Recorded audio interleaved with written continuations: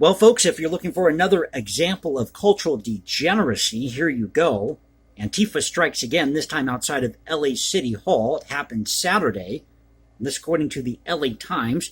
Article came out today, August 14th. Antifa and anti-vaxxers clash in front of LA City Hall Saturday. Anti-vaccine rally turned violent Saturday with one person stabbed and a reporter assaulted, according to the LAPD and protesters on the scene. Several hundred, many holding American flags and signs calling for medical freedom, had gathered around City Hall just before 2 p.m. for the planned rally. A few dozen counter-protesters had convened on First Street near the former offices of the LA Times before the confrontation. And within half an hour, a fight broke out on the corner of First and Spring Street, with counter-protesters dressed in black and anti-vaxxers draped in American flags and pro-Trump gear, and they traded punches. They threw things at each other such as bottles, rocks, dirt. It's not clear how the fight started, but each side blamed each other for sparking the altercation. And my guess is, as usual, Antifa threw the first punch.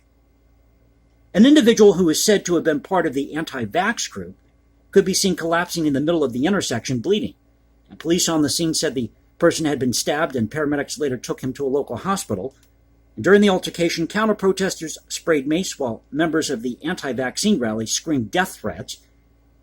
An older gentleman screamed, "Unmask them all," and clawed at a woman's face, while Captain Stacy Spell, LAPD spokesperson, said police were monitoring the situation. Counter-protesters were identified as mostly Antifa, but no arrest had been made yet regarding the stabbing. It's believed that the Antifa members had shown up at previous anti-vaccine rallies in recent months.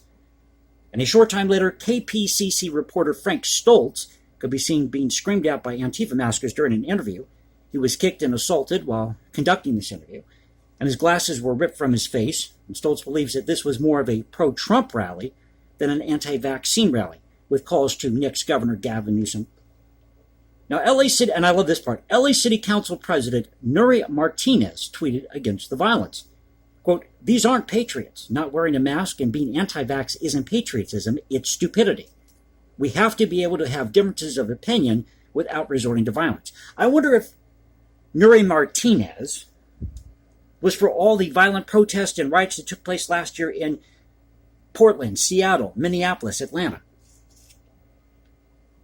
But by late afternoon, police had separated the two groups, and by evening, the protest had finally died down.